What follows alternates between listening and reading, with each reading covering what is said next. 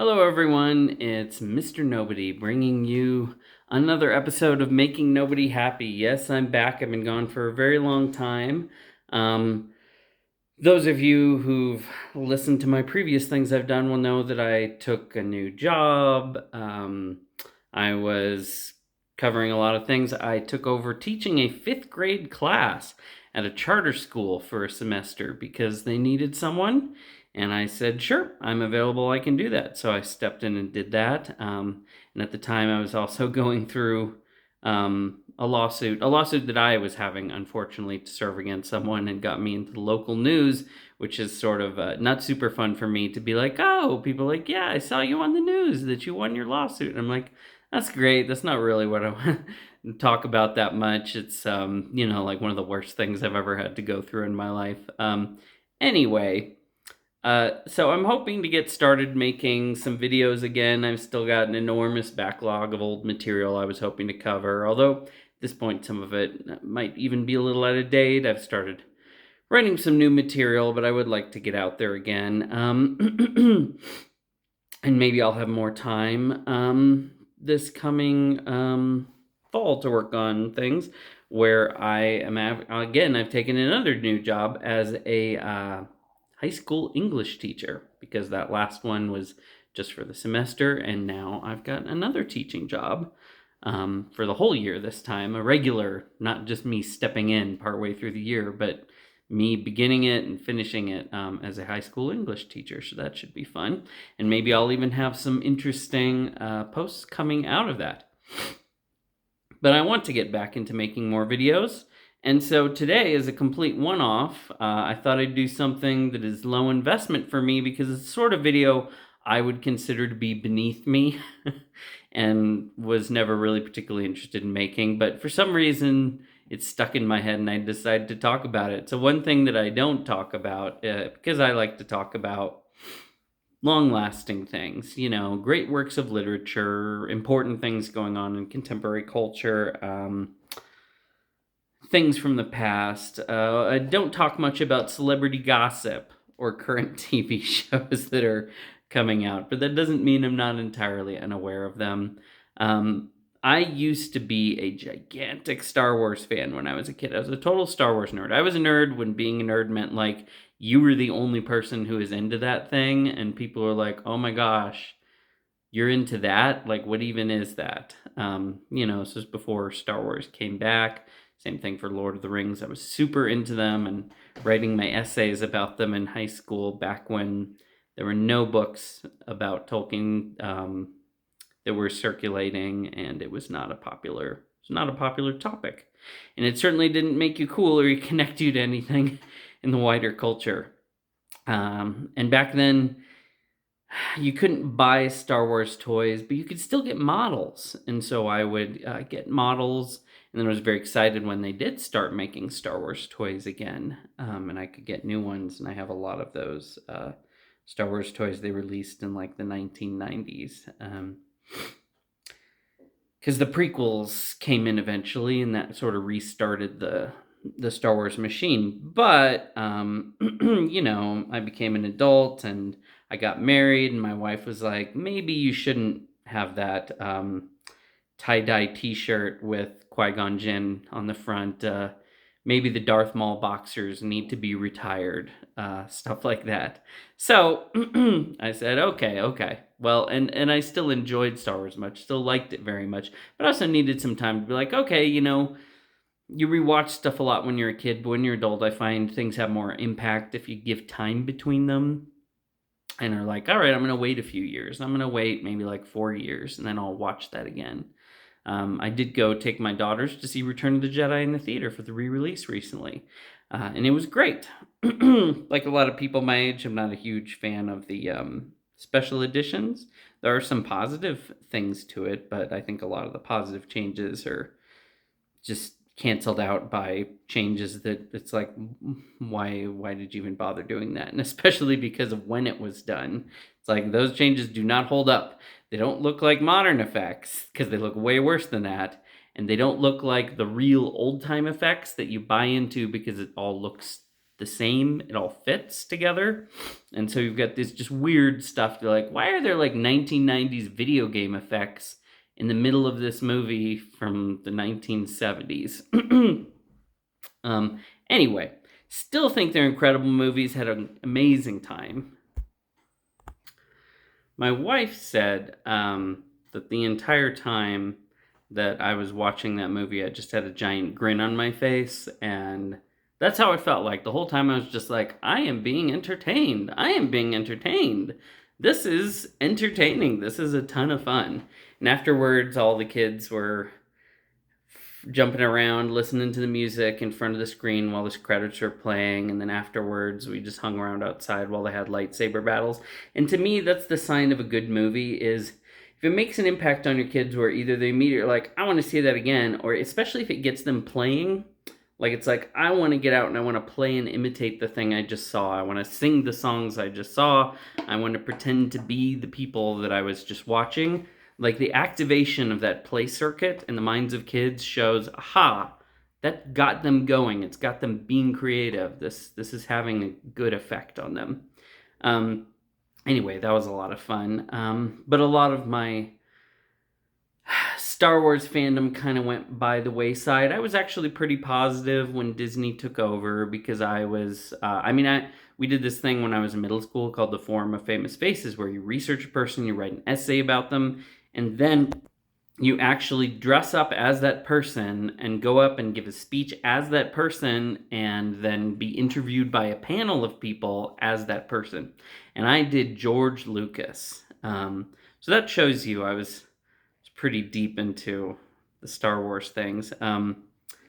But, you know, when the sequels came out, I was like, okay, like there were good ideas there, but a lot of it just didn't work. Like, this is someone who had clearly not directed a movie in like 20 years and didn't remembered how to be a good producer and remembered how to be a good like idea person, but didn't actually remember how to direct actors or scenes well anymore and get good performances out of people. And so, and didn't have the same editing skills as before too. And so it's like, well, there was a lot of good stuff in there and I see how the ideas are there, but other people needed to be involved. Like, this needed to be collaborative where more people helped bring this vision to life, because George Lucas only directed the first movie and had lots of people around him who were really helpful for him. And I see him more as a visionary type person. Like, that's like an executive producer in charge,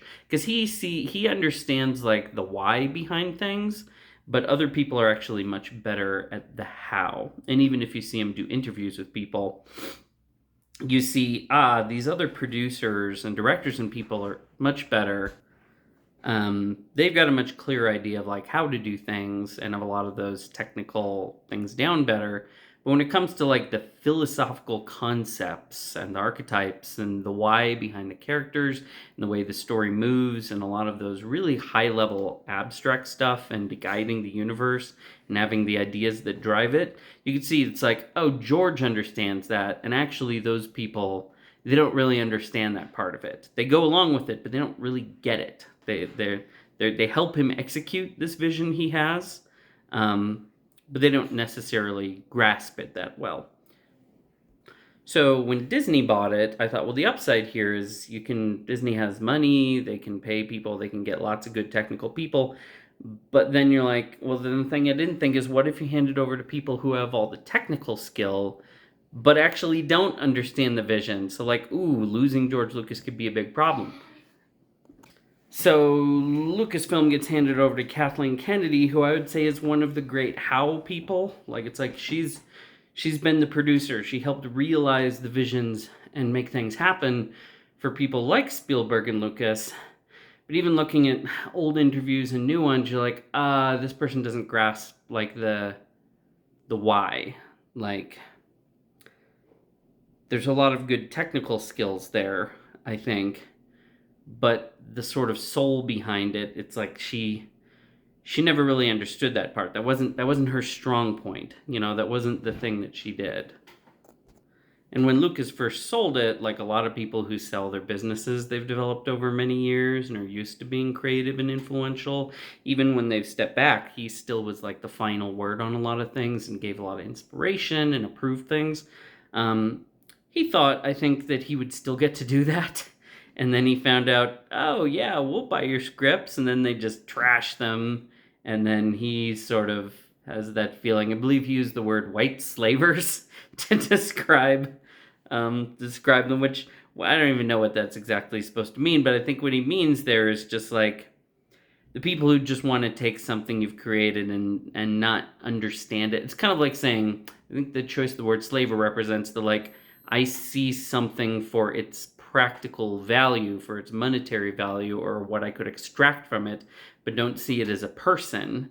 I think Star Wars is like that for him. It's like, well, I sold it to people who want to extract it for its material value, but actually don't understand it, don't see it as not exactly a person, but an idea. Maybe to him it is almost like a person, a personified idea. People often talk about their businesses. That's your baby. And as someone who has sold a business, I can say often you think, oh, I'm going to get to have input, and then things don't work out that way. And you come to terms like, oh, people are going to change things. They're going to change things drastically. They don't think about things the same way. They don't understand it. And they're getting rid of a lot of what I did and how I thought about it, and it's no longer the same thing. And that can be hard for you, especially if you're a creative person who really cares about it and invested in it over a long period of time. I would say the lawsuit that I went through reflects some of that. I mean, the upside is people pay you a lot of money, but they're paying you a lot of money to go away, basically. And I think maybe George Lucas didn't. He kind of come to terms with it, but not entirely. And I thought the beginning of Disney Star Wars had some hopeful stuff where it's like, okay, I would say Rogue One had amazing technical skill. Like, it's like, wow, this looks like Star Wars, it feels like Star Wars. It's a lot shallower, and it's got a lot of problems, but it's like, well, it's being made with great skill at least. Like, I would say directorial skill off the charts, way better than George Lucas's most recent attempts. But on the deep character and story levels, like way below. Not necessarily understanding the material in many ways, the sort of soul behind it. And then with The Force Awakens, it was more like, well, we don't know what this is yet. It's had that mystery box thing going on. We're like, well, it's got a lot of ideas, but we don't quite know where it's going. It's rehashing a lot of territory, which is okay, and then you're trying to do a kind of correction and get it back to this, and it's like, actually, you are, but its question is, are you really going somewhere with it, or are you just excavating old stuff and repeating it? Are you playing too much on nostalgia and like just literally redoing stuff and trying to reset the board? Where that's another problem I have with the stories, was like, in order to we can't figure out a new way to keep a story going, so instead what we'll do is reset the whole board to get everything back to where it was before all this stuff happened over the last 20 years, so that we can just redo the thing again that you did the first time. And I think that's actually a very uncreative approach to take to any show. But you see it with many reboots, continuations, and things that like pick up any set of characters years later, is they're just like, well, we don't actually have any idea of what they could have done in intervening time that's interesting.